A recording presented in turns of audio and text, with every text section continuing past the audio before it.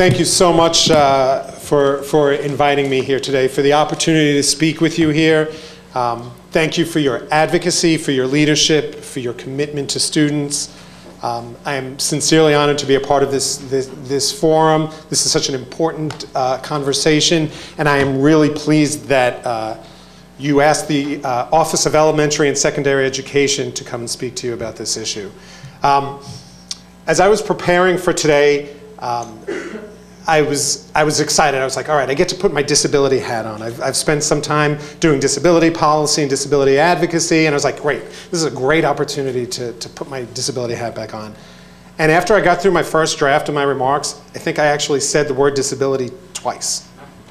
So this is about struggling students. This isn't about what category the kid falls in. This is about struggling students. So this is my spiel. I am the Deputy Assistant Secretary for Elementary and Secondary Education, and you're going to hear my spiel. So I think we can all agree that a world-class education is a prerequisite for success. It's a moral and it's an economic imperative. All kids deserve the opportunity to achieve. President Obama has said that countries that out-educate us today outcompete us tomorrow. A generation ago, the United States led the world in college completion. Today, we are 9th. This is, without doubt, an economic imperative. The President has set a goal that by 2020, the United States will once again lead the world in college completion. And we know that this is a challenging goal, but it's the right goal for all of our students. So how are we going to do this? First, we must raise the expectations for all of our students and for our schools. It must be a national priority that every student graduates from high school well prepared for college and a career.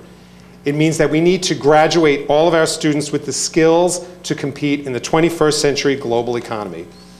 Following the lead of the nation's governors, we are calling on all states to develop and adopt college and career-ready standards in English language arts and math, so that students who succeed on these standards are able to enter college without the need for remediation.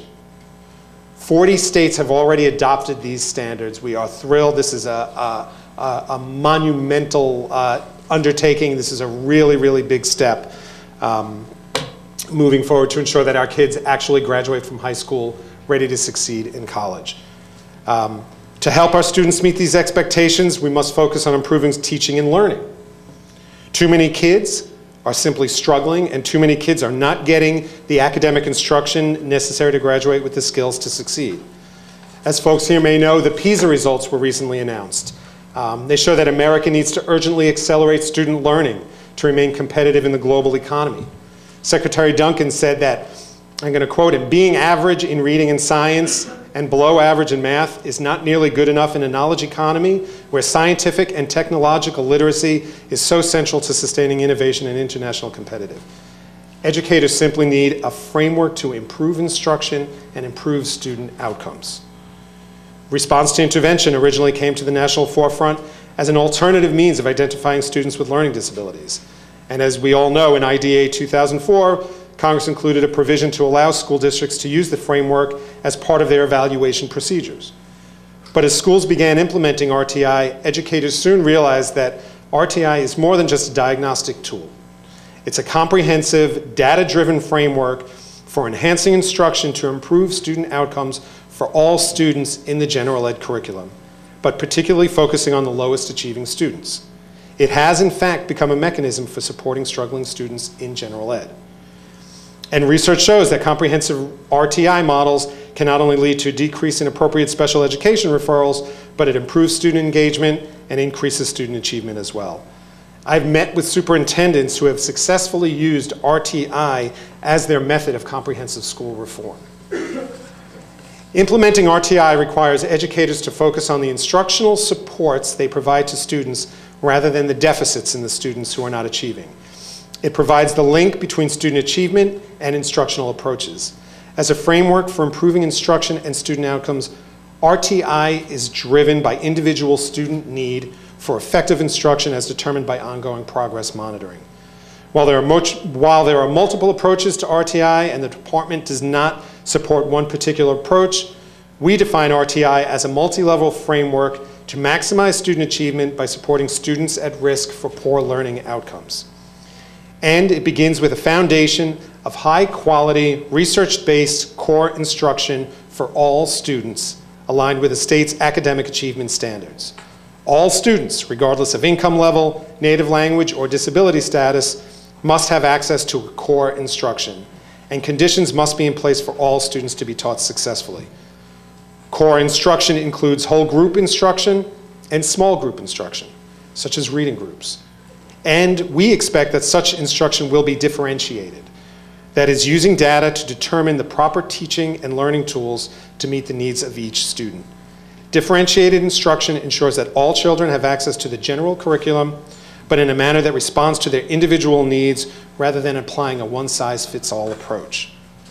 It is important for me to note that while core instruction is the foundation of RTI, it is an expectation that school districts and schools will provide that high-quality core instruction. I know that everyone else here knows the key elements of RTI better than I do, but universal screening, increasingly intensive interventions, progress monitoring, I'm not going to go through all of those. But I do want to kind of talk for just a few minutes about another kind of topic, and that is, while much of the work around RTI has been conducted in the elementary grades, where the focus is on learning basic skills, and quite simply, it's organizationally easier to implement RTI in the elementary grades, research shows that there is real significant promise for RTI for students at the high school level, and specifically for monitoring the success of targeted interventions focused on transitions and dropout prevention. With 1 in 4 U.S. public school students leaving high school before graduation, America continues to face a dropout epidemic. We know the numbers. We know that the odds of graduating from high school are significantly worse if the student is African American, Hispanic, Native American, or has a disability. In 2002, the nation had 2,000 high schools that were considered dropout factories. That's about 15% of all of our high schools. These dropout factories, where 60% or less of the 9th grade students graduated 4 years later, produced more than half of the dropouts in this country. So that's 15% of all high schools produce a majority of our dropouts. And almost 3/4 of our African American and Latino boys and girls dropped out from these schools as well. So that was 2002. The America's Promise Grad Nation report recently came out. 6 years later, they looked at data from 2008. 6 years later, the picture is not one of an unyielding status quo of failure, but actually of real change. More than 900 of these 2,000 schools were classified as dropout factories, no longer met this criteria in 2008. Nationwide, 400,000 fewer students were enrolled in dropout factories in 2008 than in 2002, a decline of 15%. And the number of high school dropout factories fell from about 2,000 to about 1,750. High school graduation rates have increased significantly across 29 states. Tennessee and New York led the nation in boosting high school graduation rates, with breakthrough gains of 15% and 10% respectively.